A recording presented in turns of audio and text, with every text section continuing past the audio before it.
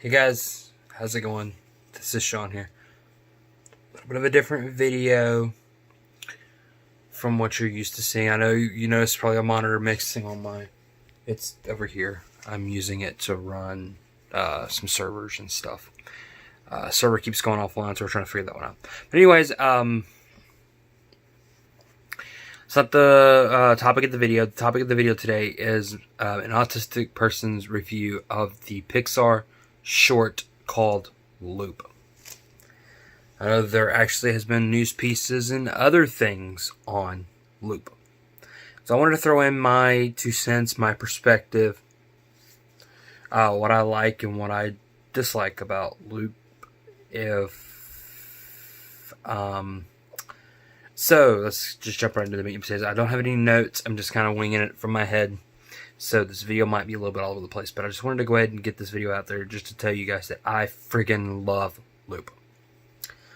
And for multiple reasons. The biggest reason is the way that Pixar portrayed Renee, a autistic girl, in the video, or in the film. Basically, one of the things they did absolutely right is they portrayed the sense of neurodiversity. If you guys know anything about me, you know that I'm all about neurodiversity and everything about it. There is just so much in this world that does not portray neurodiversity. In fact, one of the people that I used to support so much is Julia from Sesame Street. And as you guys know, they partnered with Autism Speaks and ruined that character. So needless to say, we do not support Julia anymore. But that's beside the point. Anyways, basically what I wanted to talk about is why I like Loop. And so basically, before I even continue, I want to say that if you have a chance and you can, if you have Disney Plus or a way to get a hold of the video, go check out Loop, because it is amazing, and I highly, highly, highly recommend that you see Loop. And so basically, it is a short film portrayed at a summer camp with an autistic girl who is nonverbal, meaning she does not speak vocally from her mouth parts. And she has a different form of communication in the form of she has a little ringtone on her phone.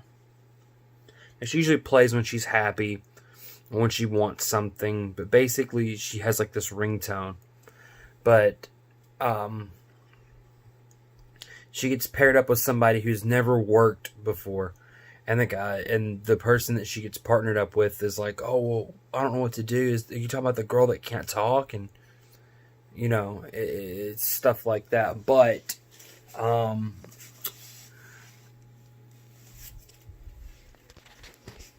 the way it ended up being portrayed was amazing. So amazing, in fact, that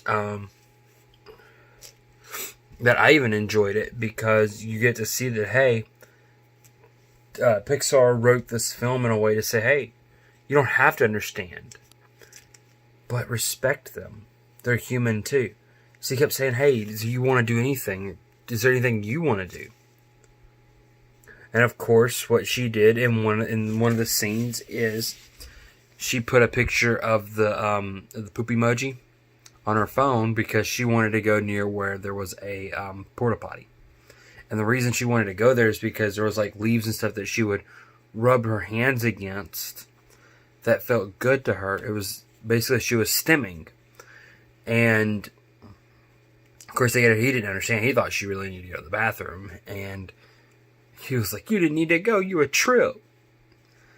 But they got back out, and she started reaching for it. She wanted to do it again. Well, instead of being like, no, that's stupid, that's dumb. She's like, yeah, it's the last. I mean, yeah, he was like, yeah, this is the last time. But, you know, he did it again willingly for Renee. So the kind of the bond that Marcus and Renee build is really cool, because Marcus, having never worked with anybody with any form of a disability before, was able to actually find a way to bond and communicate with Renee. Moving on,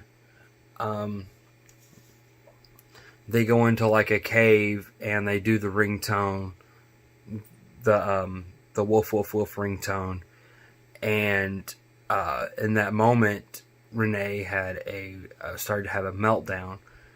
One of the things she did was she grabbed the paddle and paddled the canoe back out of the little cave they were in, and quickly paddled it and crashed into a shore, throwing them out. And she's melting down, like wigging out, melting down. And Marcus, not knowing, just thinking, oh, she just got mad. Then he quickly realized when Renee flipped the canoe on over herself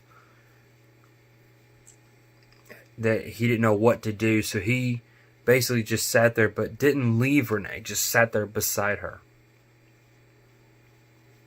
Which is a really good thing in case if Renee tried to hurt herself. Even though Renee did end up throwing her phone into the body of water.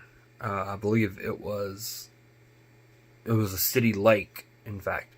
So she threw her phone into the lake because she was in this mindset that she's, I will go over meltdowns in a future video. By the way, if you want to know something quick, I would recommend checking out Amethyst Shaber's video about meltdowns. But basically, the meltdown is the body's physiological fight or flight response that has been activated. And in this case, that happened. And, she didn't realize that, hey, I threw my phone in the water. It just happened. But then finally Marcus was like, I don't know what to do. But Marcus was like, I'll just sit and wait and let's see what happens. After a little bit, Renee calmed down. She flipped the canoe back over and she sat up and she found a leaf and started, stemming with it to self-regulate. And then Renee was able to recover from the meltdown, in which they got back on the lake. And after, she started doing like the little tune of the ringtone. And after third or fourth time, Marcus was like, hey, I know what you're doing. And so he went, woof, woof, woof. Which made Renee really happy. They got back on the lake.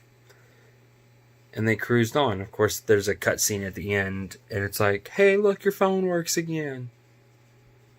And so it was just a very beautiful, well put together video that does show that, hey, neurodiversity is great. We need to embrace it. We need to support it. We need to stop trying to hide behind these falsehoods, and we need to stop listening to what other people say about autism because they're not totally sure. We need to let the autistic people do the educating here, and that's what was so great about Loop. Is that Marcus did did what he could to feel out Renee's communication. And so I don't really have much of anything that I disliked about Loop, but I will say that Loop is amazing, and if you have a chance, please go check out Loop. It's really great. It's a fantastic Pixar short. I hope to see maybe a future of Pixar making more shorts, or even going as far as making a film about an autistic character. I would get behind that.